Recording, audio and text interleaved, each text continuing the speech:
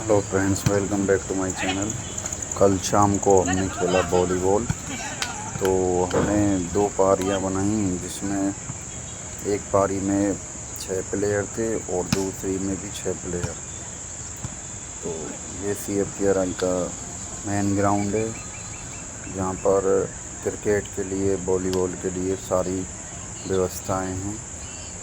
तो हम 1 डेढ़ घंटे वॉलीबॉल खेले, वो भी एक पेप्सी के ऊपर। जो जीतेगा वो पेप्सी मंगाएगा। तो राइट हैंड साइड ये मेरी पारी है और लेफ्ट हैंड साइड हमारे दूसरे दोस्तों की पारी है।